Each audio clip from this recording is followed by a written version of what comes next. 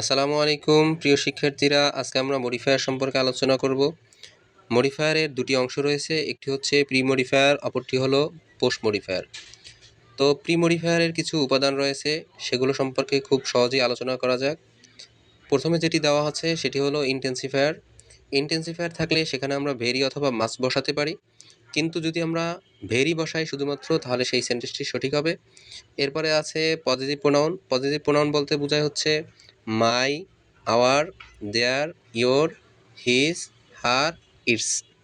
এখন আমরা এখান থেকে যে কোনো একটি লিখলেই হবে তা নয়, প্রথমে যে সাবজেক্টটি দেওয়া থাকবে সেই সাবজেক্ট অনুযায়ী পজিটিভ প্রোনাউন বসাতে হবে। যেমন আমি একটি বলি, যদি দেওয়া থাকে তাহলে তার পজিটিভ প্রোনাউন হবে দেয়ার, হি থাকলে তার পজিটিভ প্রোনাউন হবে হিজ, শি থাকলে তার পজিটিভ প্রোনাউন হবে হার। এভাবে করে আমাদের পজিটিভ প্রোনাউন লিখতে হবে। এরপরে ডেমনস্ট্রেটিভ। ডেমনস্ট্রেটিভ হলো দিস অথবা দ্যাট অথবা দেস অথবা দোজ, এগুলো থেকে একটি আমাকে লিখতে হবে। এরপরে হলো আর্টিকেল। আর্টিকেল আমরা সবাই জানি এ অ্যান্ড দি, এখান থেকে যে কোনো যেটা হবে সেটা অনুযায়ী লিখতে হবে। এরপরে হলো কোয়ান্টিফায়ার। কোয়ান্টিফায়ার বলতে বোঝায় মেনি, মোর অথবা মাচ। এরপরে হলো ইনফিনিটিভ। ইনফিনিটিভ হলো টু প্লাস বিয়ন্ড। চলো একটি উদাহরণের মাধ্যমে শেখা যাক এখানে যা আলোচনা করলাম সেটা সম্পর্কে।